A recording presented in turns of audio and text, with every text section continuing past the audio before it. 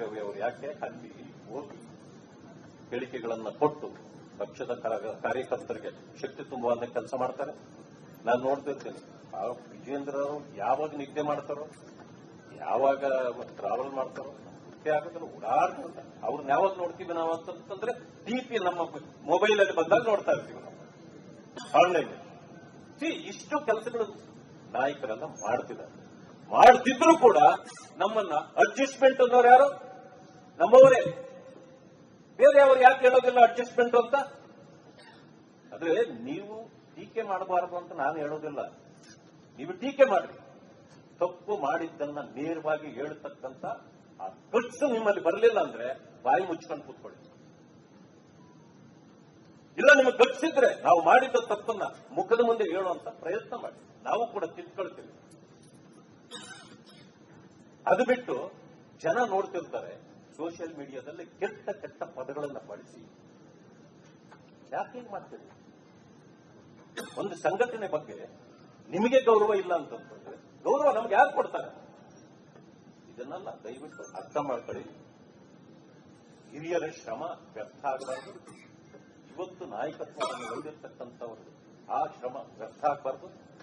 ನೀವು ಕೂಡ ಸದುದ್ದೇಶಕ್ಕೆ ಒಂದು ಸಂಘಟನೆಯಲ್ಲಿ ಇರ್ತೀರಿ, ನಿಮ್ಮ ಶ್ರಮವೂ ಕೂಡ ವ್ಯರ್ಥ ಆಗಬಾರದು. ನಾವು ಮಾಡುವ ಯಾವುದೇ ತಪ್ಪನ್ನ ಇದ್ರೆ ತಿದ್ದುವ ಕೆಲಸವನ್ನು ನೀವು ಯಾರೇ ಮಾಡಿದ್ರು ಕೂಡ ನಾವು ಅಕ್ಸೆಪ್ಟ್ ಮಾಡೋಣ. ಇವತ್ತಿನ ನೋಡಿ, ದೇಶ ಹಿಂದೆ ಸ್ವತಂತ್ರ ಬಂದ ತಕ್ಷಣ ಅಧಿಕಾರಕ್ಕೆ ಬಂದವರಿಗೆ ಒಂದೇ ಗುರಿ ಇತ್ತು, ಅಧಿಕಾರ. ಮೋದಿ ಅವರಿಗೇನಿದೆ ಇವತ್ತು? ಅವ್ರಿಗೆ 3 ವಿಚಾರಗಳಿದೆ. ಒಂದು ವಿಚಾರ, ಈ ದೇಶ ಅಭಿವೃದ್ಧಿ ಆಗಬೇಕು. ಅದರಲ್ಲಿ ಎಲ್ಲೂ ಸೋಲಿಲ್ಲ. ಅಭಿವೃದ್ಧಿಯಲ್ಲಿ ಕಣ್ಣ ಮುಂದೆ ಕಾಣುತ್ತದೆ. ಮತ್ತು ದೇಶ ಸುಭದ್ರವಾಗಿರಬೇಕು. ಅದು ಹೇಗೆ ಕಾಣುತ್ತೆ? ಸುಭದ್ರ ಅಂತಂದ್ರೆ ಬೇರೆ ದೇಶಗಳು ಕೂಡ ನಮ್ಮನ್ನ ನೋಡಿ ಹೆದರ್ತಕ್ಕಂಥ ಪರಿಸ್ಥಿತಿಯಲ್ಲಿ ಇವತ್ತಿವೆ. ನಮ್ಮ ಅಭಿವೃದ್ಧಿಯನ್ನ ಮತ್ತು ನಮ್ಮ ದೇಶವನ್ನ ದಿಟ್ಟಿಸಿ ನೋಡುವ ರೀತಿಯಲ್ಲಿ ಬೇರೆ ದೇಶಗಳು ಕೂಡ ಇದೆ. ಜೊತೆಗೆ ಅಭಿವೃದ್ಧಿ, ದೇಶದ ಭದ್ರತೆ ಎಲ್ಲಿ ಕಾಣುತ್ತೆ ನಮಗೆ ಅಂತಂದ್ರೆ ಇವತ್ತು ಆರ್ಥಿಕ ವ್ಯವಸ್ಥೆಯಲ್ಲಿ ನಾವು 3ನೇ ಸ್ಥಾನಕ್ಕೆ ಬಂದ್ವಲ್ಲ, ಇದು ನಮಗೆ ಎದ್ದು ಕಾಣತಕ್ಕಂಥ. ಜೊತೆಗೆ ಇಂದಿನಿಂದ ಅಧಿಕಾರ ಮಾಡಿರ್ತಕ್ಕಂಥವರು ಮಾಡಿರತಕ್ಕಂಥ ಪ್ರಮಾದಗಳನ್ನು ತಿದ್ದುವ ಕೆಲಸ, ಹೀಗೆ 3 ರೀತಿಯ ಕೆಲಸವನ್ನ ಒಂದೇ ಸಮಯದಲ್ಲಿ ಮೋದಿಜಿಯವರು ಮಾಡ್ಕೊಂಡು ಹೋಗ್ತಿದಾರಲ್ಲ ಈ ದೇಶದಲ್ಲಿ. ಇದು ಬೇರೆಯವರು ಮಾಡಲಿಕ್ಕೆ ಸಾಧ್ಯ ಆಗಿರಲಿಲ್ಲ. ಇವತ್ತಿಗೂ ಕೂಡ ವಕ್ಫ್ ಬಿಲ್ ಬಂತು ಮೊನ್ನೆ, ಎಲ್ಲರೂ ತಿಳ್ಕೊಂಡಿದ್ದಾರೆ ಮುಸಲ್ಮಾನರಿಗೆ ವಿರೋಧವಾಗಿ ಎಲ್ಲ ಆಗೋಯ್ತು ಅಂತೇಳಿ. ಇದು ವಿರೋಧನ? ಟ್ರಿಪಲ್ ತಲಾಕ್ ತೆಗೆದಾಕಿದ್ದು ವಿರೋಧನ? ಆ ಹೆಣ್ಣು ಮಕ್ಕಳಿಗೆ ರಕ್ಷಣೆ ಕೊಡಬೇಕಾಗಿತ್ತು, ಕೊಟ್ಟಾಯ್ತು. ಅದೇ ಕಾಂಗ್ರೆಸ್ ಮಾಡ್ಲಿಕ್ಕಾಯ್ತಾ ಇದೆಲ್ಲ? ಇವತ್ತು ಹೇಳಿ, ಇವತ್ತು ಲಕ್ಷಾಂತರ ಎಕರೆಗಳು ಈ ದೇಶದಲ್ಲಿ ಅವರ ಭೂಮಿ ಇದೆ. ಯಾವ ಭೂಮಿಯಲ್ಲಾದ್ರೂ ಒಂದು ಮೆಡಿಕಲ್ ಕಾಲೇಜ್ ಬಂತ? ಆ ಜನಾಂಗ ಉದ್ಧಾರ ಇಲ್ಲಿ ಅಂತ? ಒಂದು ಇಂಜಿನಿಯರಿಂಗ್ ಕಾಲೇಜ್ ಬಂತ? ಅಥವಾ ಬೇರೆ ಯಾವುದಾದ್ರೂ ಚಟುವಟಿಕೆಗಳು ಬಂತ? ಯಾರು ಉಳ್ಳವರಿದ್ದಾರೋ, ಮರಾಠಿಯರಿದ್ದಾರೋ ಅವರೇ ಕಬಳಿಸಿ ತಿಂತ ಇದ್ರು. ಆ ಕಾರಣಕ್ಕೆ ಇವತ್ತು ವಕ್ಫ್ ಬಿಲ್ ಅನ್ನು ತಂದ್ರು. ಅದನ್ನು ಸುಭದ್ರಗೊಳಿಸತಕ್ಕಂಥ ಮತ್ತೆ ಉತ್ತಮ ರೀತಿಯಲ್ಲಿ ಬಳಕೆ ಮಾಡತಕ್ಕಂಥ ರೀತಿಯಲ್ಲಿ ಮಾಡಿದ್ದಾರೆ ಹೊರತು ಏನೂ ಅಲ್ಲ. ನಾವು ಯಾರ ವಿರೋಧಿಗಳೂ ಅಲ್ಲ. ಭಾರತೀಯ ಜನತಾ ಪಕ್ಷ ಮೋದಿಜಿ ಅವರು ಏನ್ ಹೇಳಿದ್ರು? ಸಬ್ಕಾ ಸಾಥ್, ಸಬ್ಕಾ ವಿಕಾಸ್, ಸಬ್ಕಾ ವಿಶ್ವಾಸ್, ಸಬ್ಕಾ ಪ್ರಯಾಸ್. ಇದನ್ನ ಅರ್ಥ ಮಾಡಿಕೊಂಡ್ರೆ ಆ ಕಾಂಗ್ರೆಸ್ನಲ್ಲಿ ಒಬ್ರು ಇರಲ್ಲ, ಎಲ್ಲ ನಮ್ಮಲ್ಲೇ ಇರ್ತಾರೆ, ನಮ್ಮಲ್ಲೇ ಬಂದ್ಬಿಡ್ತಾರೆ. ಅರ್ಥ ಆಗ್ಲಿಲ್ಲ ಅಂತಂದ್ರೆ ಇನ್ನೂ ಅಲ್ಲೇ ಬಿದ್ದಿರ್ತಾರೆ. ನಾವೇನು ಮಾಡಕ್ಕಾಗಲ್ಲ. ಒಂದು ಕಾಲ ಬಂದೇ ಬರ್ತದೆ ಅರ್ಥ ಮಾಡ್ಕೊಳ್ಳೋ ಕಾಲ. ಆವತ್ತಿನ ದಿವಸ ಅವರು ಅರ್ಥ ಮಾಡ್ಕೊಳ್ತಾರೆ, ಎಲ್ಲ ಈ ದೇಶದ ಜೊತೆಯಲ್ಲಿ ಸೇರ್ತಾರೆ ಅಂತಕ್ಕಂಥ ಮಾತು ಹೇಳಿ ನನಗೆ ಅವಕಾಶ ಕೊಟ್ಟಿದ್ದೆ. ಒಂದಿಸಿ ನನ್ನ ಮಾತು ಮುಕ್ತಾಯ ಮಾಡ್ತಾರೆ.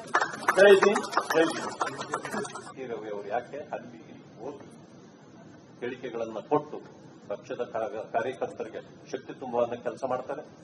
ನಾನು ನೋಡ್ತಿರ್ತೀನಿ ಆ ವಿಜೇಂದ್ರ ಅವರು ಯಾವಾಗ ನಿದ್ದೆ ಮಾಡ್ತಾರೋ, ಯಾವಾಗ ಟ್ರಾವೆಲ್ ಮಾಡ್ತಾರೋ ಮುಖ್ಯ ಆಗೋದ್ರ ಓಡಾಡ್ತಿರ್ತಾರೆ. ಅವ್ರನ್ನ ಯಾವಾಗ ನೋಡ್ತೀವಿ ನಾವು ಅಂತಂದ್ರೆ ಟಿಪಿ ನಮ್ಮ ಮೊಬೈಲ್ ಅಲ್ಲಿ ಬಂದಾಗ ನೋಡ್ತಾ ಇರ್ತೀವಿ ನಾವು ಆನ್ಲೈನ್.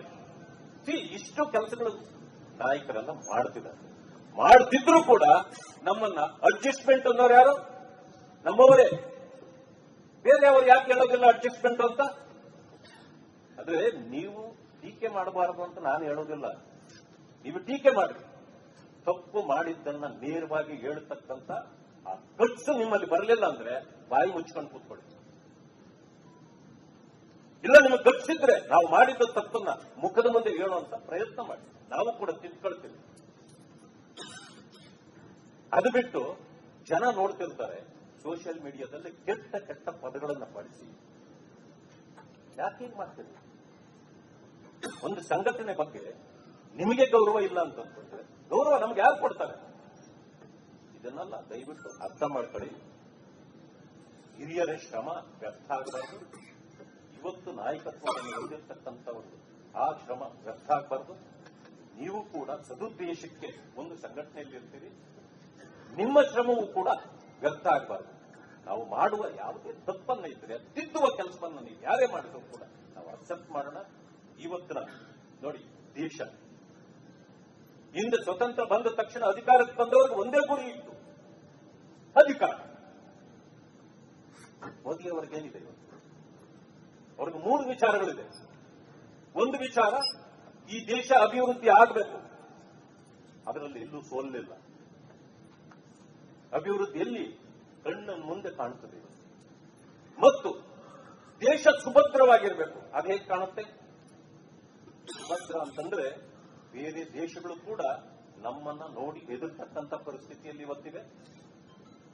ನಮ್ಮ ಅಭಿವೃದ್ಧಿಯನ್ನ ಮತ್ತು ನಮ್ಮ ದೇಶವನ್ನ ದಿಟ್ಟಿಸಿ ನೋಡುವ ರೀತಿಯಲ್ಲಿ ಬೇರೆ ದೇಶಗಳು ಕೂಡ ಇದೆ.